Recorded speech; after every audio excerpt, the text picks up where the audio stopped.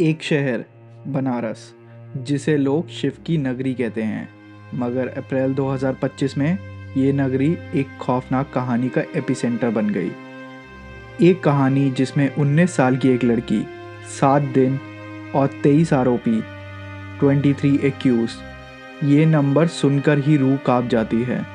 एक ऐसी दास्तान जिसने पूरे देश को हिला के रख दिया है, जिसके तार देश के सबसे powerful office, prime minister's office तक जा पहुंचे हैं।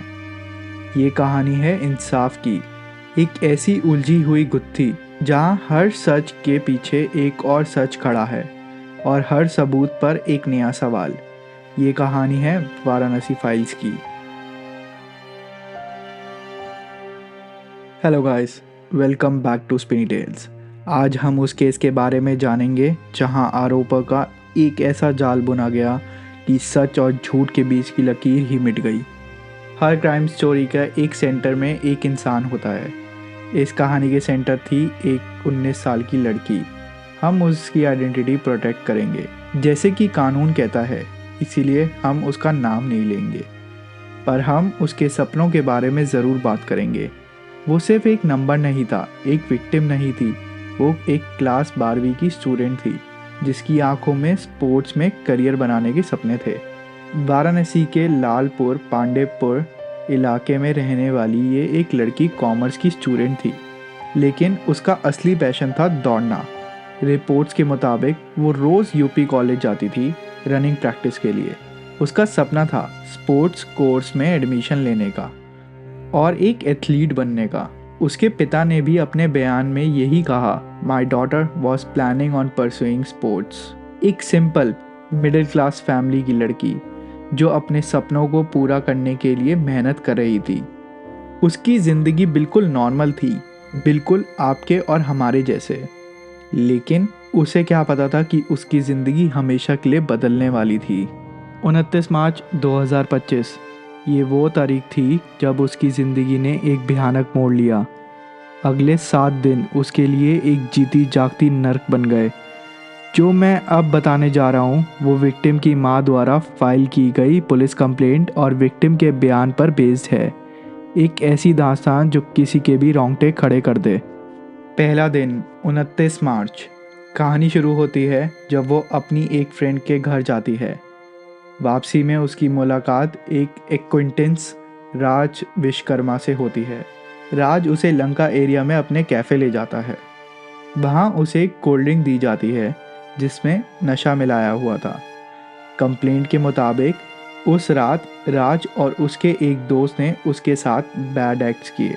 एक और डिटेल वर्जन के हिसाब से राज ने ना सिर्फ उसका रेप किया बल्कि इसका वीडियो भी बनाया और बाद में अपने 2 दोस्तों समीर आलम और आयुष सिंह को भी होटल में बुलाया। उन तीनों ने मिलकर उसे गैंग रेप किया, वीडियो से ब्लैकमेल करने की धमकी दी और उसका फ़ोन भी छीन लिया ताकि वो किसी को कांटेक्ट न कर सके। दूसरा दिन 30 मार्च। आरोपी समीर उसे अपनी बाइक पर बिठाकर एक हाईवे की तरफ ले जाता है। कंप्लेंट में लिखा है कि उसने बाइक पर ही उसके साथ बैड एक्ट किया और फिर उसे नदेसर एरिया में छोड़कर चला गया। तीसरा दिन 31 मार्च। इस दिन उसकी मुलाकात 6 लड़कों के एक ग्रुप से होती है। आयुष, सोहेल, दानिश, अनमोल, साजिद और ज़हीर। ये लोग उसे सिगरा एरिया के कॉन्टिनेंटल कैफ़े में ले जाते हैं। वहाँ उसे फिर से नशीली चीज़ें पिलाई जाती हैं और कंप्लेंट के अनुसार उन 6 के 6 लड़कों ने बारी बारी उसे रेप किया। चौथा दिन 1 अप्रैल। सिलसिला यहीं नहीं रुकता। साजिद अपने एक दोस्त के साथ उसे एक होटल ले जाता है जहां पहले से 2-3 लोग मौजूद थे। वहां उसे रेप करने के बाद बाहर निकाल दिया जाता है। होटल से निकलते ही रास्ते में उसे इमरान नाम का एक और शख्स मिलता है। वो भी उसे नशीली चीज़ें पिलाकर एक दूसरे होटल ले जाता है और रेप करता है। जब लड़की चिल्लाती है तो वो उसे होटल के बाहर छोड़कर भाग जाता है। एक वर्जन में ये भी कहा गया है कि उसे औरंगाबाद के एक वेयरहाउस ले जाकर एक क्लाइंट की मसाज करने को कहा गया, जिसके बाद वहाँ भी उसका रेप हुआ। पांचवा दिन 2 अप्रैल। इस दिन राज खान नाम का एक शख्स उसे हुकलगंज में अपने घर की छत पर लेके जाता है। वहाँ उसे ड्रग देकर रेप करने की कोशिश करता है। जब वो चिल्लाती है तो कुछ लोग उसे नशे की हालत में अस्सी घाट पर छोड़ आते हैं। छठा दिन 3 अप्रैल, दानिश उसे अपने दोस्त के कमरे में ले जाता है जहाँ सोहेल, शोहेब और कुछ और लोग पहले से थे। वहाँ उसे फिर से ड्रग देकर गैंग रेप किया जाता है और इसके बाद उसे चौक घाट के पास छोड़ दिया जाता है। 7वां दिन 4 अप्रैल, जैसे तैसे 7 दिन की दरिंदगी भरे सफ़र के बाद वो अपने घर पहुंचती है और अपने परिवार को अपनी आप बीती सुनाती है। ये टाइमलाइन इतनी कॉम्प्लेक्स है, इतने सारे नाम, इतनी सारी जगह कि इसे समझना मुश्किल है। इसीलिए हमने आपके लिए एक टेबल बनाई है जो एफआईआर के हिसाब से इवेंट को साफ साफ दिखाती है। March 29, location Lanka area cafe hotel. Accused name Raj Vishwakarma, Sameer Alam, Ayush Singh. Alleged act drugged, gang raped, video recorded, phone taken. March 30, location highway near Varanasi. Accused name Sameer. Alleged act raped on a bike, abandoned at Nadesar. March 31, location continental cafe Sigra. Accused name Ayush, Sohil, Danish, Anmol, Sajid, Zaheer. Alleged act drugged, gang rape by 6 men. April 1, location hotel warehouse Aurangabad. Accused name Sajid, Imran and others. Alleged act gang raped, forced into abandoned. अप्रैल 2, हुकलगंज, अस्सी घाट। Accused name Raj Khan and others. Alleged act drugged, attempted rape, abandoned at Ghat. April 3, friends room। Accused name Danish, Sohil, Shoaib and others. Alleged act drugged, gang raped, abandoned at Chowk Ghat. April 4th, location home. Alleged act victim returns and narrates the ordeal. ये details victim और उसकी family द्वारा दी गई complaint पर आधारित हैं। ये सुनकर ही किसी का भी खून खौल जाएगा। लेकिन कहानी में अभी सबसे बड़ा ट्विस्ट आना बाकी था। जब ये कहानी सामने आई तो पुलिस एडमिनिस्ट्रेशन में हड़कंप मच गया। लेकिन इन्वेस्टिगेशन शुरू होते ही इस केस ने ऐसे ऐसे मोड़ लिए कि सभी चौंक गए। ये सिर्फ एक रेप केस की इन्वेस्टिगेशन नहीं थी, ये एक ऐसी पहेली बन गई जिसमें हर टुकड़ा 2 कहानियाँ सुनाता था। इन्वेस्टिगेशन की शुरुआत ही थोड़ी अजीब थी। लड़की 29 मार्च को घर से जाती है, लेकिन फैमिली 6 दिन बाद यानी कि 4 अप्रैल को उसकी मिसिंग रिपोर्ट फाइल करती है। पुलिस उसी दिन लड़की को ढूंढ लेती है, लेकिन यहाँ एक क्रूशियल पॉइंट है। जब पुलिस उसे ढूंढती है तब ना तो विक्टिम और ना उसकी फैमिली किसी ने भी सेक्सुअल असॉल्ट या रेप का जिक्र नहीं किया। 2 दिन बाद 6 अप्रैल को family Lalpur Pandeypur police station में गैंग रेप की फॉर्मल कंप्लेंट दर्ज करवाती है। एफआईआर में 12 लोगों को नाम से और 11 अनजान लोगों को आरोपी बनाया जाता है। केस की गंभीरता को देखते हुए पुलिस तुरंत एक्शन में आती है। वाराणसी में 100 से ज़्यादा होटल्स और हुक्का बार्स पर ज़बरदस्त छापेमारी होती है। इन रेड से शहर में चल रहे एक अंधेरे नेटवर्क का पर्दाफाश होता है, इलीगल सेक्स ट्रेड और ड्रग यूज़। पुलिस तेज़ी से आरोपियों को अरेस्ट करना शुरू करती है।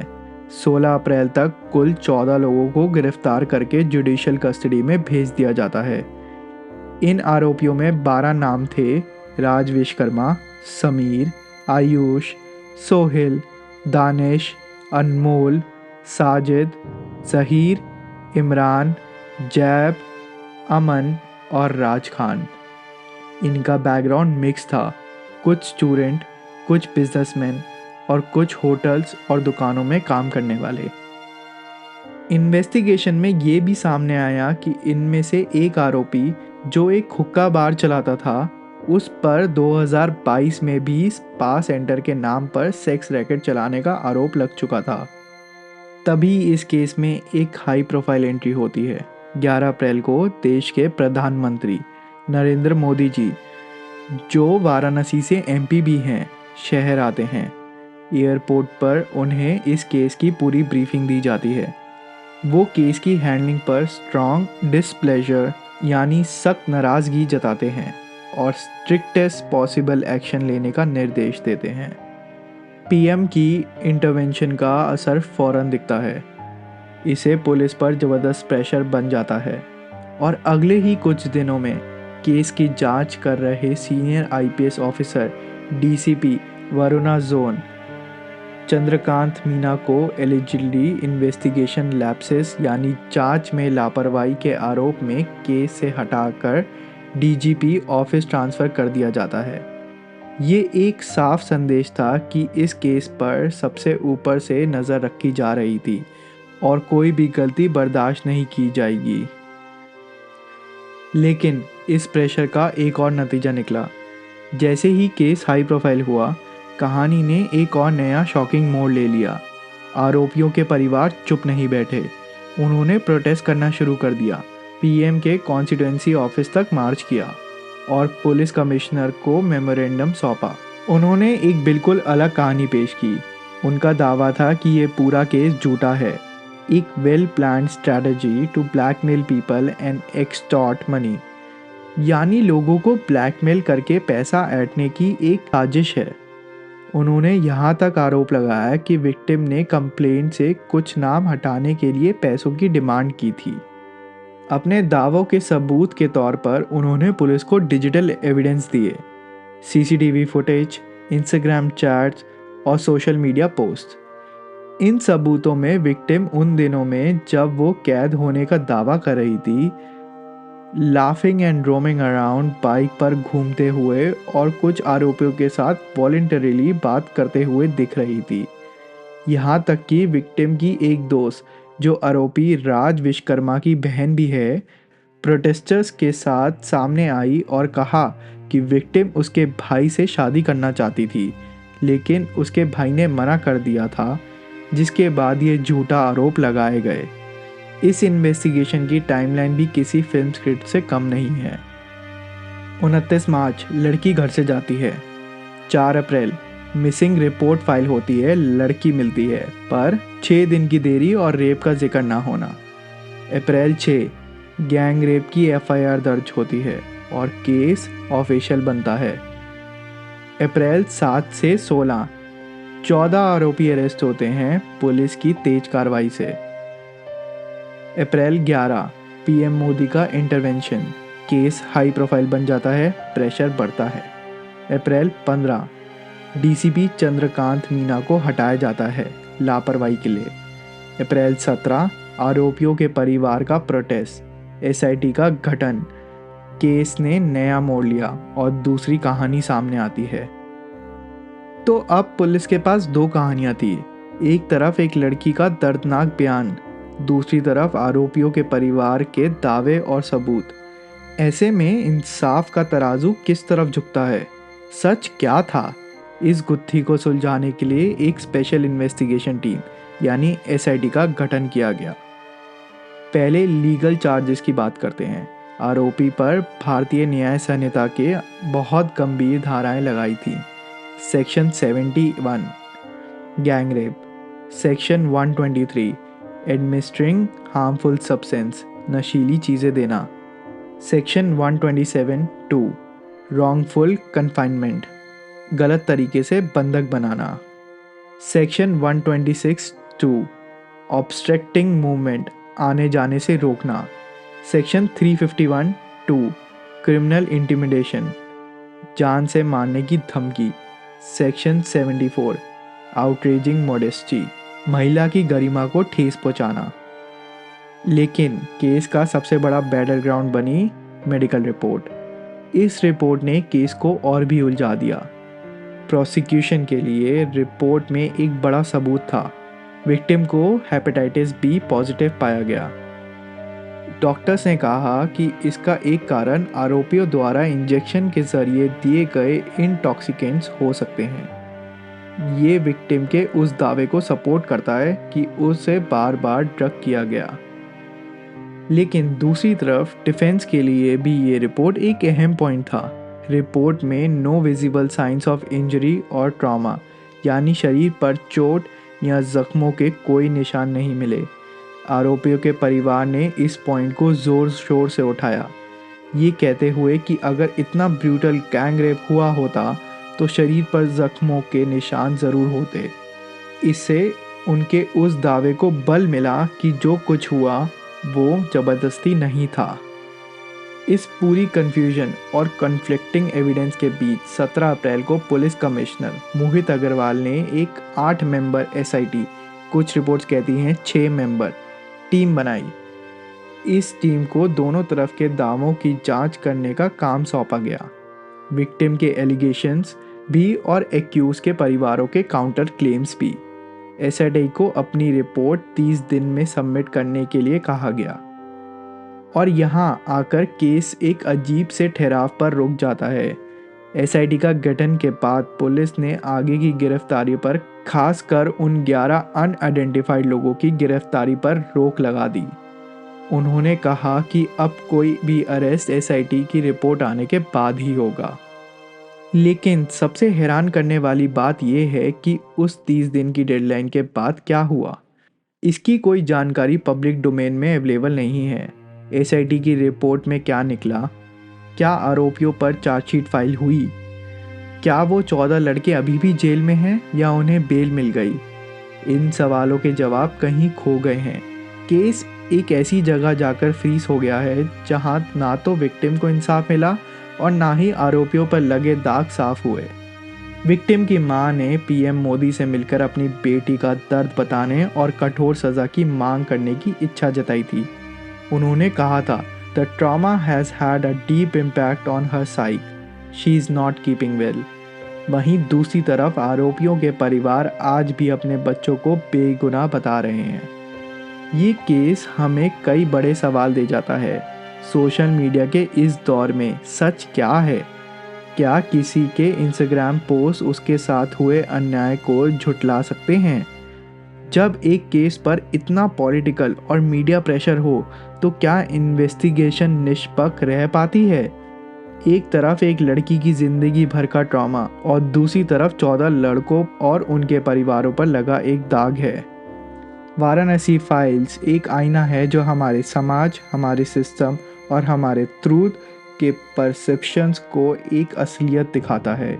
एक ऐसी पहेली जिसका आखिरी हिस्सा अभी भी मिसिंग है। We will meet you in the next video with another story. Until then, take care, stay alert. Jai Hind.